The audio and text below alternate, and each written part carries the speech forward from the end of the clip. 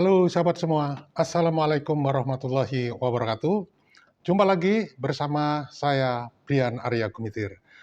Baik sahabat semua, dimanapun Anda berada, sekarang kita akan melihat perkembangan terakhir dari sidang sengketa Pilpres, di mana tim Amin ini hadirkan saksi dan ahli.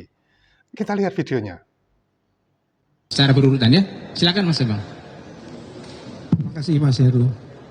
Teman-teman, kalau ingin melihat hal-hal yang penting itu ikutilah di setengah jam yang lalu, selain di para saksi-saksi ahli yang tadi sudah diperiksa dan saksi fakta kami. Apa yang menarik di situ? Ada 3 hal. Kalau diperhatikan baik-baik, secara umum saya ingin mengatakan Mahkamah telah menghidupkan optimisme untuk memastikan bahwa demokrasi ini memang harus ditegakkan. Rantai kecurangan yang hadir menyerbu dan mempersoalkan kejujuran dan keadilan. Apa konfirmasinya? Coba perhatikan baik-baik. 1, belum pernah terjadi dalam sejarah Pilpres penyelenggara pemerintahan itu diundang, belum pernah terjadi. Ever in the history of the law enforcement in Indonesia, dalam konteks election of the president, dipanggil dan mahkamah memutuskan untuk memeriksa sendiri. Tadi poinnya di situ. Jadi nanti kami tidak akan bertanya, tidak bisa bertanya karena mahkamah yang akan. Itu sebabnya tadi mengatakan mahkamah telah menghidupkan harap. Itu bagian pertama. Bagian kedua coba cek. Dalam sejarah Pilpres, yang namanya Bawaslu itu jarang sekali diminta klarifikasi konfirmasinya atas berbagai pernyataan yang menyatakan ada begitu banyak pelanggaran terjadi. Belum pernah itu. Sekarang diminta. Karena kalau saya memandang sebagai juris, saya memahami bahwa mahkamah ingin sungguh-sungguh memeriksa every single evidence. Terutama itu yang keluar dari Bawaslu. Karena Bawaslu itu adalah pengawas pemilu. Rilisnya itu menjelaskan ada ribuan masalah. Dan ribuan masalah itu mengkonfirmasi prinsip-prinsip dan azas-azas pemilu tidak sungguh-sungguh terjadi dengan sangat optimal. Itu poin yang kedua yang paling menarik. Poin yang ketiga yang juga sangat menarik, tadi teman-teman lihat, mengenai teknologi informasi pun oleh Hakim yang mulia Hakim Eni, Profesor Eni, itu juga mulai dipersoalkan. Selama ini yang namanya teknologi informasi KPU, itu seolah-olah KPU itu tidak pernah atau kebal terhadap audit forensik terhadap sistemnya dia. Makanya kemudian Profesor Eni dengan sangat cerdas mengatakan apa sih bedanya Situng dan Sirekap? Bedanya gede banget. Terus kesamaannya apa? Sama-sama bagian dari sistem kecurangan. Ini versi saya, bukan Profesor Eni. Jadi itu sebabnya Profesor Eni mencoba mengklarifikasi, mengkonfirmasi sistem itu. Dan ini juga lagi-lagi pada saat 2019 itu tidak pernah dianggap teknologi informasi itu. Teman-teman, kenapa yang mesti diomongin? Sirekap itu sebenarnya satu sistem yang dipakai untuk mengontrol rekapitulasi manual. Jadi dia penting banget itu. Coba lihat tadi teman-teman, hampir semua ketika mereka memeriksa itu Sirekap yang dipakai dasar. Tapi begitu perhitungan dia pakai rekap manual. Pertanyaannya seperti tadi pagi saya kemukakan, apa jaminan kita bahwa hasil itu originalitasnya bisa dipertanggungjawabkan? Tidak ada jaminannya.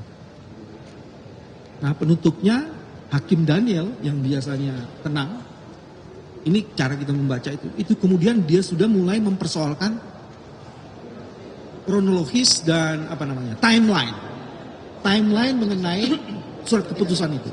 Karena melalui ahli kami bisa membuktikan proses perjalanan penetapan calon Gibran itu melanggar undang-undang.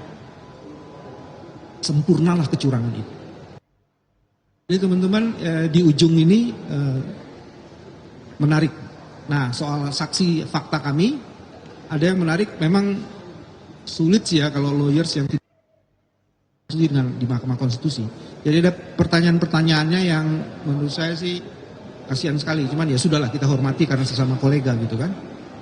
Terus ada juga yang penting untuk dikemukakan dari seluruh proses pemeriksaan hari ini, kami meyakini harapan itu makin terbuka dan kita ada di jalan terang dari sebuah lorong yang gelap. Mahkamah tengah menghidupkan optimisme dan optimisme itulah yang akan menjemput harapan. Selamat datang kemenangan. Jadi demikian tadi penjelasan yang sudah disampaikan oleh tim kuasa dari 01, yaitu Bambang Wijayanto. Baik, sahabat semua, dimanapun Anda berada, kita sekarang akan melihat kembali video terbaru mengenai hasil yang sudah dicapai dan tanggapan positif dari MK atas bukti-bukti dari tim Amin yang bisa dipertanggungjawabkan. Kita lihat videonya. Ini. Jadi kawan-kawan sekalian ya, kalau tadi pagi saya mengatakan bahagia, ini lebih bahagia lagi ya.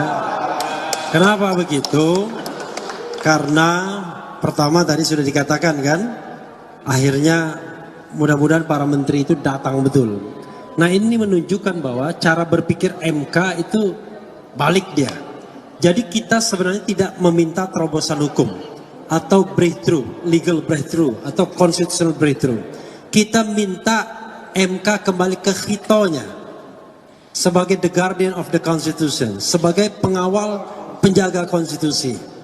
Jadi kalau kita lihat putusan pertama Pilpres tahun 2004, MK sudah jelaskan dalam putusan Wiranto dan Salahuddin Wahid yang meminta MK tidak terhalang untuk melihat atau memproses hal-hal yang sifatnya kualitatif.